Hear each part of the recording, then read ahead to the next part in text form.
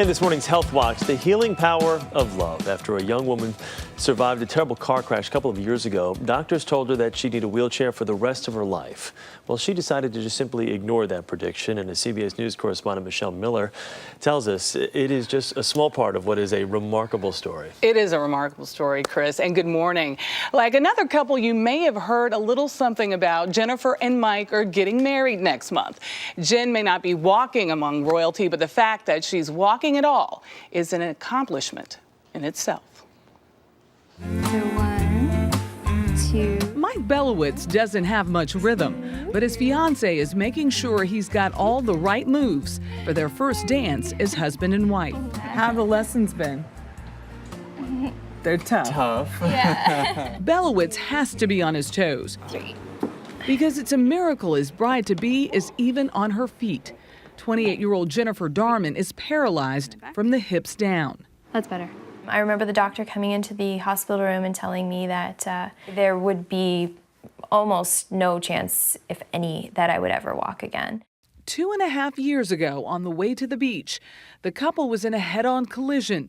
Mike sustained minor injuries, but Jen suffered a life-altering spinal cord injury that left her confined to a wheelchair.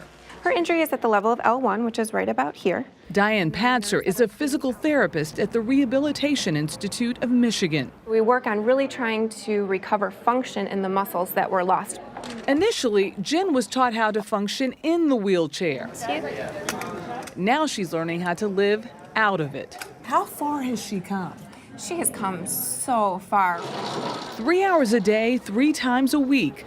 Darman works out with trainers to strengthen her abdominal muscles and build independence. They want to see me doing what I have been told I can't do. Yes, thank you. Only after Belowitz proposed last June did she raise the bar even higher, making plans for a walk to remember down the aisle at her wedding on April 16th. Every step has to be right to be able to take the next steps.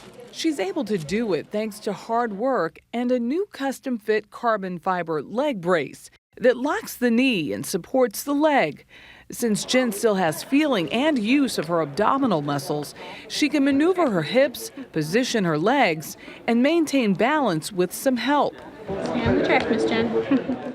There are about 11,000 new spinal cord injuries in the U.S. every year, and treatment like this offers hope for patients with injuries like Jen's. For Jen, recovery means being able to walk down the aisle. Here we go. With a borrowed wedding gown, Darman rehearses the 40-foot walk down the aisle. It's a short distance considering how far this bride and groom have already come, and they're many miles ahead together. Did you ever question, I can't do this? No, I can't think of what it would be like without Jen. One. Jen's the one. Oh my gosh, that guy is incredible. Jen's father and brother will be at her side, and arm in arm, they'll escort her to the new man in her life at the altar. And Mike, just adore him. What a beautiful couple. They really are. They really are. It's going to be an emotional wedding, that is for sure. It definitely is. It will be in Windsor, Canada. She will have 200 guests, and I think we're spoiling some of the fun and surprise for them if they're watching us today because she's going to wow them. Is there any chance, though, if she continues her rehabilitation, that she'll ever walk on her own without assistance? Well, barring some incredible feat in medical science, no. She's going to be dependent on either those balance beams or someone to help her balance herself. All right. CBS's Michelle Miller. Michelle, thank you. Thank you.